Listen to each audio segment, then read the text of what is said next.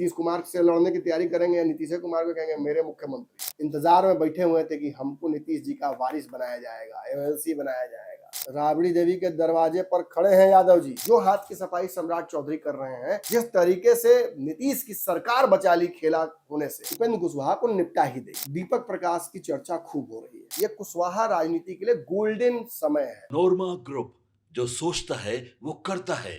आपके अपने सपनों का आशियाना। नमस्कार, भारत लाइव देख रहे हैं आप।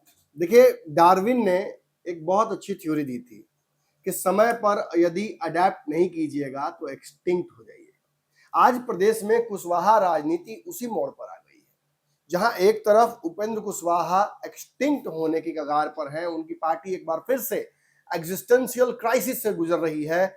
वहीं इस प्रदेश में प्रदेश के सबसे बड़े नेता सम्राट चौधरी, जो कि इसे आप संजोग समझिए या प्रयोग समझिए, उसी जातीय समूह से आते हैं जो कि उपेंद्र कुशवाहा की है, कुशवाहा कम्युनिटी। ये बड़ा ही विचित्र समय है और काफी सालों से मैं आपको बताता भी आ रहा हूं कि ये कुशवाहा राजनीति के लिए गोल्डन समय है। आज जब सम्राट चौधरी उसके चेहरा बनते हुए मैनिफेस्ट होकर सीएम बने हैं, तो निश्चित ही मेरे उस विश्लेषण पर मुहर भी लगती है। हालांकि आप क्रेडिट दीजिएगा नहीं, और क्रेडिट मिलना तो संभव ही नहीं है इस बिहार की पत्रकारिता में, लेकिन फिर भी मैं आपको सही दिशा में फिर एक बार छोड़ के जाऊंगा। आज उपेंद्र कुशवाहा के पुत्र दीपक प्रकाश की चर्चा खूब हो रही है। क्यों नहीं होगी?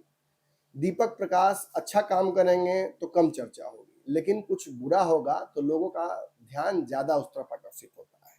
4 एमएलसी के कैंडिडेट जेडीयू और बीजेपी ने जिस समय उतारा था, उसी समय यह तय हो गया था एक तरीके से दीपक प्रकाश का फेट है वो सील्ड हो गया था, तय हो गया था कि उनके साथ खेल होगा।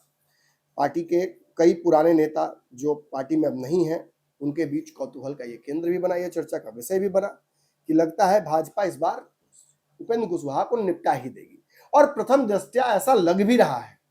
भाजपा के 4 कैंडिडेट की लिस्ट आते ही, जिसमें वो वादा तेरा वादा वाला जो कहानी हर बार उपेंद्र कुशवाहा, उनकी पार्टी के पूर्व प्रवक्ता, अब तो बहुत लोग छोड़ भी दिए हैं पार्टी, कहा करते थे कि भाजपा ने हमें प्रॉमिस किया है, धर्मेंद्र प्रधान का वादा, नरेंद्र मोदी का वादा, अमित शाह का वादा, जेपी नड्डा का वादा, अब नया पर सम्राट चौधरी का वादा।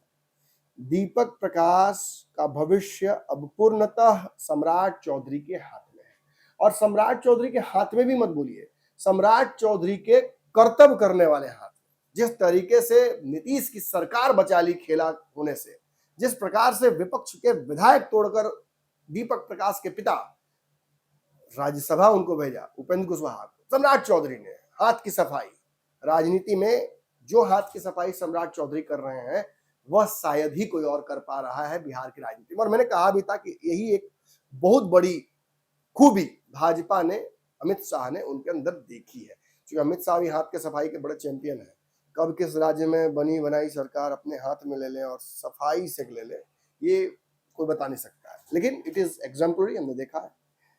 तो भैया होगा क्या? देखिए, आप इस बात का इंतजार जरूर कर रहे हैं क्योंकि समय बहुत नहीं है, नॉमिनेशन का टाइम है, चुनाव भी हो सकता है। हालांकि इस प्रक्रिया में कभी चुनाव होता नहीं है जनरली, लेकिन अब 8+1 अशरफ अंसारी लोजपा से, 9+ अगर दीपक आते हैं तो 10, और 10 ही सीटें तो हैं ही। और राजद क्या करेगी? झाल बजाएगी?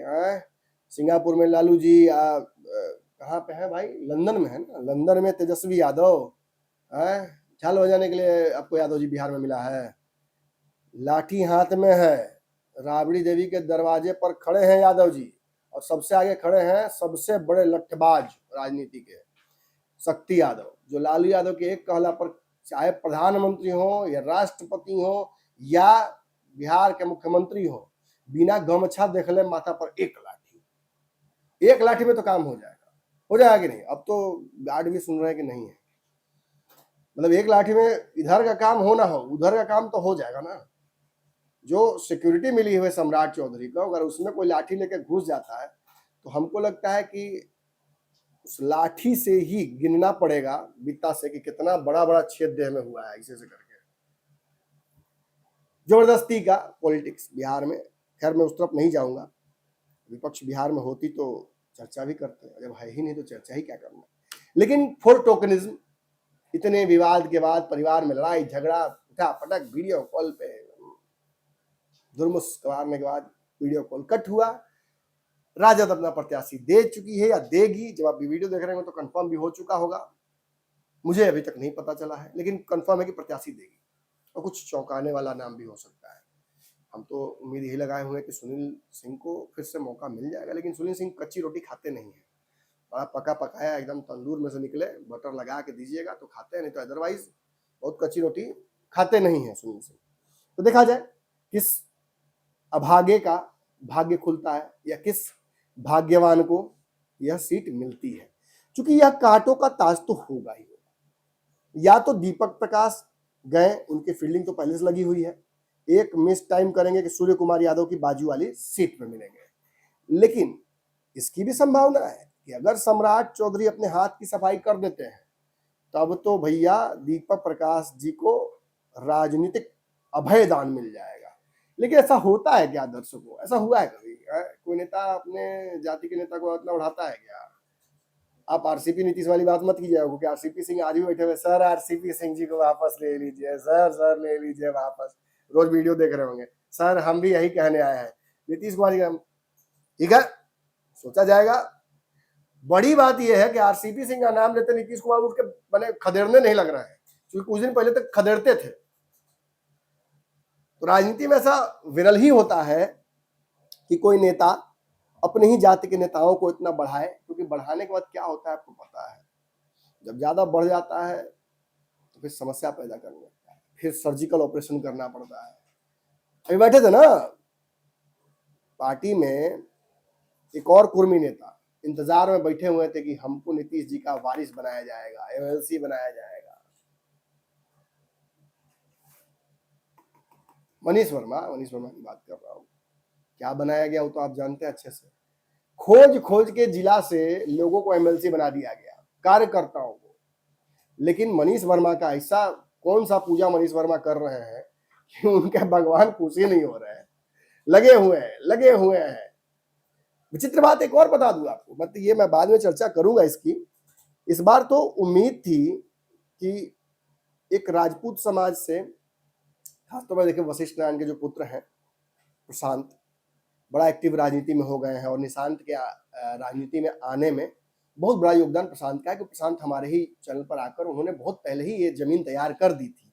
आज भले उस जमीन पर निशांत राजनीति करें, निशांत के लोग भले प्रशांत और निशांत को मिलने न दें, या मुझे नहीं पता, लेकिन अब जो भी सच्चाई हो, या ऐसी कोई संभावनाएं बन रही हो जिसमें प्रशांत की राजनीति में आने से पहले भ्रूण हत्या कोई करना चाहता हो, जो भी हो, विधानसभा में उनको टिकट नहीं मिला। अब एमएलसी की बात आई, एमएलसी में भी वही कहानी हम देख रहे हैं, उनको काट दिया गया, और काटने के अगले दिन ही वशिष्ठ नारायण और प्रशांत के साथ किसकी तस्वीर वायरल हुई, दिखाते हैं आपको, देखिए तस्वीर। ये वही महानुभाव है जो थैला गैंग, मैला गैंग, जिसको बार बार एक्सपोज कर रहे हैं। आनंद मोहन जी, राजपूत वशिष्ठ नारायण के पुत्र के साथ खड़े हैं आनंद मोहन जी। क्यों? एलएस काबू किए हुए है, कोई ना कोई काबू कर रहा है, कोई ना कोई ऐसा है जो होने नहीं दे रहा है। कोई मनीष वर्मा को काट दे रहा है, कोई प्रशांत का नाम काट दे रहा है, और जानबूझकर ऐसे गोटी सेट किया जा रहा है जो भविष्य में कंट्रोल में रहे। खैर मैं विषयहीन थोड़ा सा हो गया था, कुछ इंफॉर्मेशन आपको देना था, इसलिए वापस आता हूं जिसकी सर्जरी कर रहा हूं उस पर, रेफरेंस के लिए चला गया था इधर। तो हम सर्जरी कर रहे हैं उपेंद्र कुशवाहा जी की पार्टी की। ये पत्र देखिए, इस पत्र को देखते हैं और इस पत्र को पढ़ने की कोशिश करते हैं। नितिन भारती जी, जो उपेंद्र कुशवाहा के सबसे ईमानदार लोगों में से इस वक्त उनके साथ हैं, उनके विधायकों से भी ज्यादा ईमानदार, उनकी पार्टी के एक एक कार्यकर्ता, उनके परछाई से भी ज्यादा ईमानदार नितिन भारती, उन्होंने फेसबुक पर पोस्ट किया है आरएलएम का एक सूचना पत्र, जो पत्रकारों के लिए होता है छापने के लिए। इसमें कह रहे हैं, राष्ट्रीय लोक मोर्चा के प्रदेश अध्यक्ष हेतु चुनाव के लिए 2 उम्मीदवार, कल 11 बजे से होगा रविंद्र भवन में चुनाव। यानी आप जिस वक्त की खबर देख रहे होंगे उस वक्त चुनाव की प्रक्रिया शुरू हो रही होगी। राष्ट्रीय लोक मोर्चा के संगठनात्मक चुनाव के अंतर्गत प्रदेश अध्यक्ष पद हेतु नामांकन प्रक्रिया पूर्ण होने के उपरांत राज्य निर्वाचन पदाधिकारी द्वारा नामांकन पत्रों की जांच की गई। जांच के उपरांत प्रदेश अध्यक्ष पद के लिए श्री आलोक कुमार सिंह एवं प्रशांत पंकज द्वारा दाखिल नामांकन पत्र वैध एवं सही पाए गए। अतः दोनों अभ्यर्थियों को राष्ट्रीय लोक मोर्चा के प्रदेश अध्यक्ष पद के चुनाव हेतु आधिकारिक उम्मीदवार घोषित किया जाता है। हे राजनीति और हे राजनीति तुम्हारे सर्कस, एक से एक सर्कस। सर्कस राजनीति में नहीं कीजिएगा ना तो आपको फेंक देगा सत्ता पे, कहीं नहीं दिखिएगा। जब प्रशांत किशोर सर्कस कर रहे थे कंबल ओढ़ के बिहार में, तो खूब उनको दिखाया सब। जैसे ही चुनाव लड़ने गए तो उनका नामों लेना छोड़ दिया सब, और आज तो पूछवारिया भी कोई नहीं है। जानबूझकर राजनीतिक स्टंट प्रशांत किशोर कभी कभी कर देते कि बाकी कुछ से लड़ेंगे, हाला उड़ाओ ना जी। लड़ने के टाइम पे धीरे से खसक जाते हैं। मैं तो मानता हूँ प्रशांत जी कि वो प्रशांत नहीं, ये प्रशांत, पीके वाले प्रशांत, कि जिस युद्ध में राजा की जान को खतरा ना हो ना, वो युद्ध नहीं होता है। तो थोड़ा सा मित्र मेरे, थोड़ा सा समझो परिस्थितियों को, थोड़ा आओ पैजामा उठाओ और कूद जाओ, अब देखो मजा। या तो पटकोगे या पटकाओगे।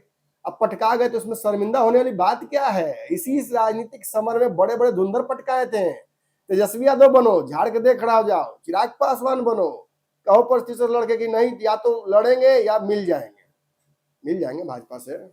नीतीश कुमार से लड़ने की तैयारी करेंगे, नीतीश कुमार को कहेंगे मेरे मुख्यमंत्री। सीखिए, राजनीति सीखिए। खैर मैं फिर विषयहीन हो रहा हूँ, वापस आते हैं जिसकी सर्जरी हो रही है फिर वहां।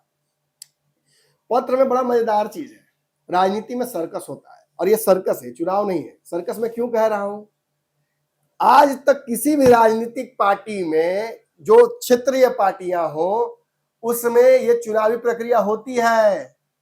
हम लोगों ने मिलकर तय कर दिया कि फलनवा तय करेंगे कि अगला प्रदेश अध्यक्ष कौन होगा, अगला राष्ट्रीय अध्यक्ष कौन होगा। अरे भाई, राष्ट्रीय अध्यक्ष के लिए 2 चुनाव काहे नहीं हो गया? मुख्यमंत्री प्रधानमंत्री बनने के लिए चुनाव क्यों नहीं हो गया? सारे पद पर मंत्री बनाने के लिए बेटा के लिए चुनाव क्यों नहीं हो गया? आपके 4 विधायक हैं, एक पत्नी आपकी और 3 आपके विधायक ऐसे हैं जो कि अब फिलहाल क्या उसको कहा जाए, कचौड़ी गली सुन कैला राजो गाना भी बड़ा हिट भइल है। ये ऐसे कचौड़ी गली वाले हो गए हैं राजा कि मैंने कभी आते हैं आरएलएम में, कभी पीसी में दिख जाएंगे, लेकिन कभी भाग भी जाते हैं। इधर प्रेस कॉन्फ्रेंस कर रहे हैं रामेश्वर महतो उपेंद्र जी के साथ बैठ के, अब 5 मिनट बाद सम्राट चौधरी से फोटो लगाते हैं। क्या साबित कर रहा है? Power centres have changed in Bihar. Upendra Kushwaha हुआ करते थे कभी ट्रांसफार्मर, अब नया जनरेटर मार्केट में आया है। अब पावर भी ज्यादा है, लंबाई और चौड़ाई भी थोड़ी अच्छी है, क्षेत्रफल ज्यादा है। तो क्षेत्रफल ज्यादा है तो सरफेस एरिया के बारे में आप सुने ही होंगे। जितना सरफेस एरिया होता है उस हिसाब से इन्फ्लक्स बढ़ता है, और अब पॉलिटिकल इन्फ्लक्स जो है वो सम्राट चौधरी का बढ़ा हुआ है, स्टॉक हाई है ऑल टाइम। विपक्ष के भी मैं कह रहा हूं कुशवाहा नेता एकदम नतमस्तक है, नियम यादव ओबीसी तो लगे ही हुए हैं एकदम टीटीएम तावल तेल मालिश में। लेकिन मैं दावे से कहता हूं इस चुनाव में आपको यादव जाति के नेता भी दिख जाएंगे सम्राट चौधरी के आगे पीछे। ये भी देखना आपको लिखा हुआ है, देखने कीजिएगा। मेरी प्रोडिक्शंस तो इस मामले में गलत नहीं होती है। खैर फिर विषयहीन हो गया, वापस आते हैं फिर ऑपरेशन थिएटर पर। कहने का मतलब सर्कस। अरे जब किसी राजनीतिक पार्टी में प्रदेश अध्यक्ष या राष्ट्रीय अध्यक्ष जब अपने बनना होता है, लालू जी को या उपेंद्र कुशवाहा को या चिराग जी को या मांझी जी को, तो चुनावे नहीं होता है। तो ये कौन सा चुनाव हुआ मेरे भाई?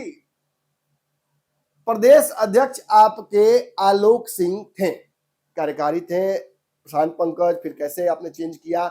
उससे पहले आपके प्रदेश अध्यक्ष थे, उनकी ऐसी फील्डिंग लगा दी आपने, मदन चौधरी, ऐसी फील्डिंग लगाई आपने, अपने ही प्रदेश अध्यक्ष को चुनाव हरवा दिया। बेचारे को राजनीतिक शून्यता की तरफ ढकेल दिया आपने।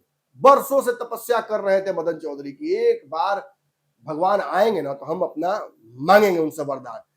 ले ऐसा वरदान मंगवा दिया जो कभी पूर्ण ही नहीं होना है।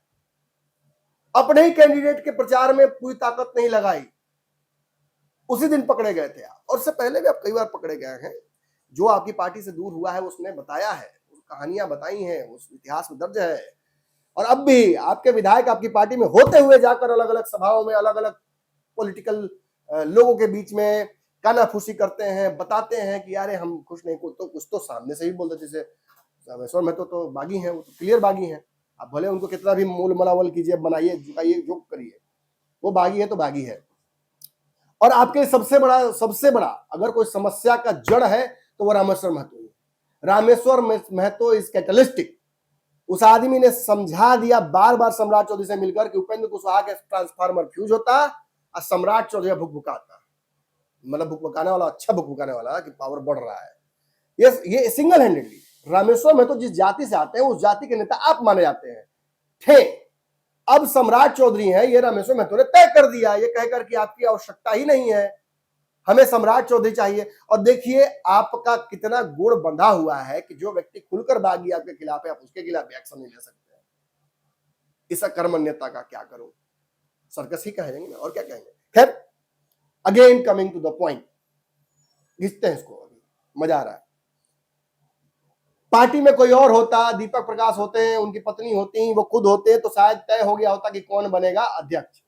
लेकिन वो दो व्यक्ति, वो प्रशांत पंकज और आलोक सिंह, जिनमें फाइटा फाइटी, अब मैंने तो देखा नहीं लेकिन मैंने सुना कि नौबत आ गई, देख लेंगे, उठा देंगे, पटक देंगे, ये कर देंगे, वो कर देंगे, कॉलर पकड़ लेंगे तो क्या कर लोगे, उठा के पटक देंगे तो क्या करोगे, सोफा खींच देंगे तो क्या होगा, धरती खींच लेंगे तो क्या होगा, ये सब चल रहा था। हुक्का पानी बंद कर देंगे तो क्या होगा। दोनों मजबूत आदमी है, दिखने में ना हो लेकिन है मजबूत। राजनीति में शारीरिक ताकत से ज्यादा अंदरूनी ताकत होनी चाहिए।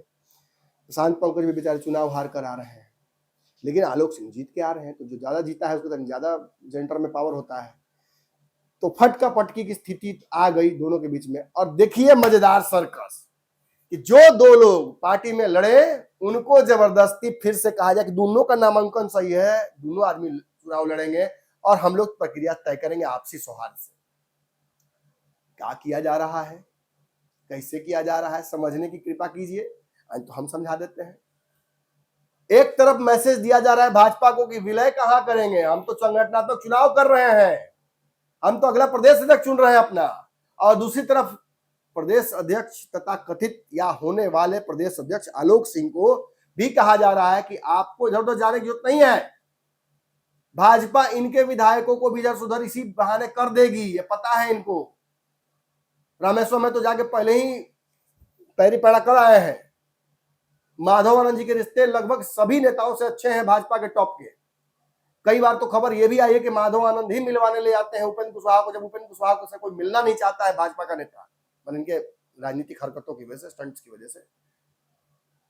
तो वो तो जब खुद ही गंगोत्री हैं तो वो जाके लोगों से मिल सकते हैं। चिराग से अच्छे रिश्ते हैं, जेपी नड्डा से अच्छे रिश्ते हैं, नितिन नवीन से अच्छे रिश्ते हैं, सम्राट से अच्छे रिश्ते हैं।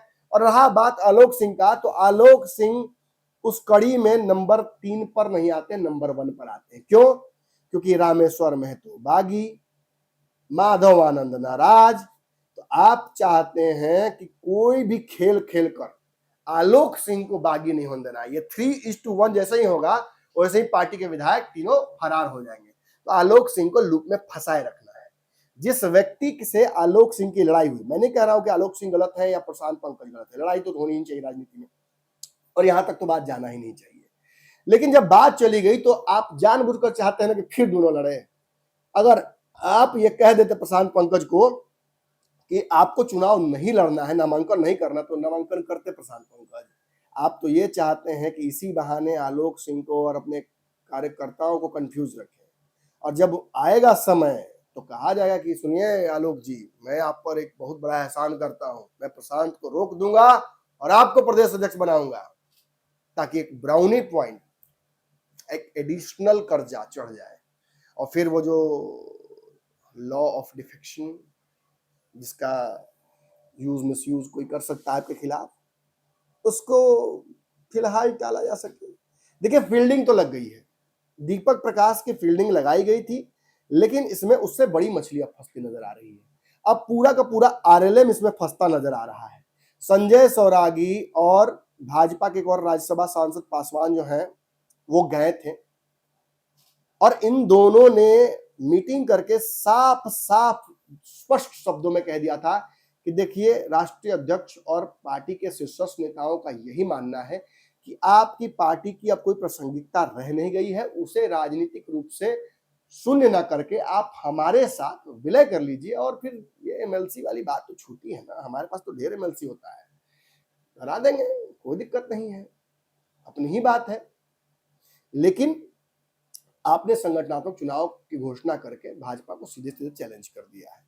देखिए, बैल और बकरी वाली कहानी बताता हूं। मैं किसी को बैल या बकरी नहीं कह रहा हूं, लेकिन आपको सुननी चाहिए कहानी और समझनी चाहिए। एक पथिक जा रहा था, नदी पार करके ही उसे उस गांव जाना था। सामने बैल और बकरी दोनों बैठ के घास चर रहे थे। पथिक ने देखा कि नदी अफान मार रही है। उसने पूछा कि उस तरफ जाना है, कैसे जाएं, कहीं ऐसा ना हो कि पानी ज्यादा हो, डूब जाएंगे। तो उसने बैल से पूछा कि पानी कितना है बैल, डुबाव है या पानी इतना है कि निकल जाएंगे हम। तो बैल ने कहा गर्दन तक ही है, निकल जाइएगा, कोई दिक्कत नहीं होगा। फिर उसने कहा कि एक बार पूछ लेते हैं दूसरे से भी, किसी से। बकरी बगल में थी, बकरी से उसने पूछा कि बकरी जी, ये पानी जो है ये डुबाव है, क्या है? बकरी बोली गलती से भी मत जाना, डूब जाओगे, एकदम लबालब है, पानी माथा के 2-3 फीट ऊपर है। समझ गए होंगे आप। उपेंद्र कुशवाहा की स्थिति ऐसी नहीं है कि वो पानी के अंदर चले जाए। इसमें बकरी कौन है, बैल कौन है, आप समझ गए होंगे। चिराग पासवान ने भाजपा से लड़कर अगर कुछ ले लिया, प्राप्त कर लिया, तो उसके पीछे एक बड़ी रणनीति है। चिराग के पास एक बड़ा वोट बैंक है, जिस वोट बैंक में भाजपा चाहकर भी सेंधमारी नहीं कर पा रही है। भाजपा जानती है कि चिराग पासवान कितना आगे यूज आएंगे, और हर वक्त जब भाजपा किसी परिस्थिति में फंसती है, चिराग पासवान खड़े हो जाते हैं, और भाजपा भी चिराग के लिए खड़ी रहती है। ऐसा नहीं है कि चिराग पासवान अपने ही दम पर हेलोजन भइल है, उसके पीछे भी भाजपा का पावर है। भाजपा लगातार पावर देती रहती है, और जब पावर देना बंद करती है तो चिराग पासवान को थोड़ा बॉल फ्यूज होने लगता है। लेकिन two can not play the same game. जो नियम लागू होता है बैल पर, वो बकरी पर लागू नहीं होता है। आपकी राजनीति इस वक्त पूरी तरीके से संट कर दी गई है। सम्राट चौधरी के प्रदेश अध्यक्ष बनते ही लगभग आपकी फील्डिंग लग गई थी। आज तक आप सरवाइव कर गए, ये बहुत बड़ी बात है। ये उपलब्धि आपको मिलनी चाहिए। उतना के बावजूद आपने थोड़ा सा भी अगर पावर अपने आसपास रखा, आपने विधायकों को, आप विधायकी की टिकट अच्छी खासी आपने ले ली भाजपा से, अच्छा ही लिया आपने, राज्यसभा आप चले गए, केंद्र में मंत्री बनने तक की संभावना एक बार चर्चा हो रही थी, आपके पुत्र मंत्री बने बिहार में। लेकिन अब हो गया, यू प्लेड योर हैंड। अब इसके बाद आपके पास पत्ते नहीं है, और इससे ज्यादा अगर आप पत्ता खेलिएगा तो यू विल गेट एक्सपोज्ड, और जो कि हो रहा है। प्रदेश अध्यक्ष के इस चुनाव के माध्यम से यह लगभग तय हो गया कि उपेंद्र कुशवाहा अब अपने तर्कस के आखिरी तीर पर खड़े हैं। अब ये तीर या तो वो सामने वाले पर इस्तेमाल करेंगे, जिस पर कोई बहुत असर हो नहीं रहा है तीरों का, या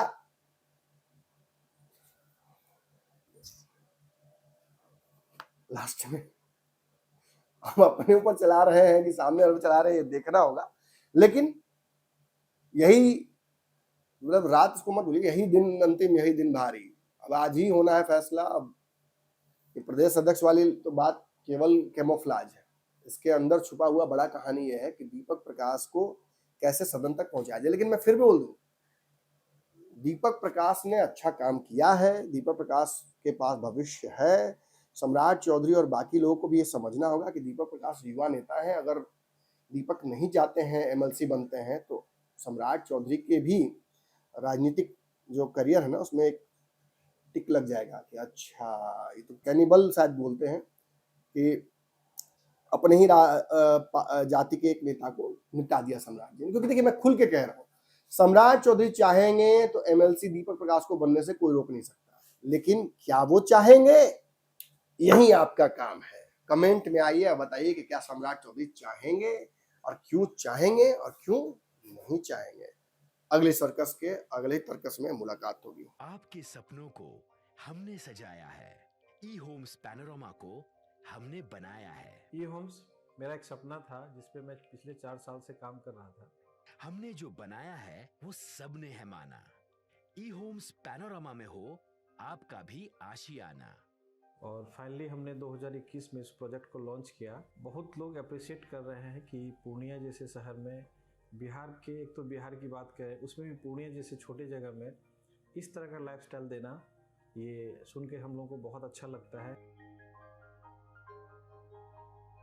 ई होम्स में हमने कुछ और भी किया है, जैसे हम जिस जगह में रह रहे हैं हमारे फैमिली सिक्योर हो, उनको सिक्योरिटी का ध्यान में रखा है। आपकी सुविधा और सुरक्षा आपके लिए खास है, ये आपका विश्वास है। इसमें आर्टिफिशियल इंटेलिजेंस का 7 लेयर सिक्योरिटी का हमने इस्तेमाल किया है। लस ग्रीन कैंपस को बनाया है, यदि हमारा बाउंड्री वाल है तो वो वर्टिकल गार्डन है। ये जितनी भी फैसिलिटी होता है एक इंटरनेशनल टाउनशिप में ई होम्स है, ये हम लोग विश्वास नहीं कर पा रहे हैं। जो भी हमारे मित्र दोस्त या जो भी हमारे बाहर के बाहर आते हैं तो हम लोगों को बहुत अच्छा सुनने को मिलता है और बहुत अच्छा क्रेडिट मिल रहा है। वो सारा हमने सिर्फ एक बिल्डिंग नहीं बनाया, हमें एक बहुत अच्छा लाइफस्टाइल दिया ई होम्स में, और मेरा एक सपना था जिसको मैं आज फुलफिल होते हुए देख पा रहा हूँ। ये आपका आवास है। ई होम्स पैनोरामा में अब आपका निवास है। E Homes Panorama, luxurious lifestyle redefined. Panorama Group, जो सोचता है वो करता है। अगर ये वीडियो पसंद आई और वह बिहार के राजनीति और बिहारियत से सरोकार रखेनी तो सब्सक्राइब बटन दबा के चैनल के सब्सक्राइब कर ली। ओजे एगो घंटी बा, ओकरा बटन दबा देला से कुल सटीक और मारक खबर रुआ मुफ्त में मिल जाई।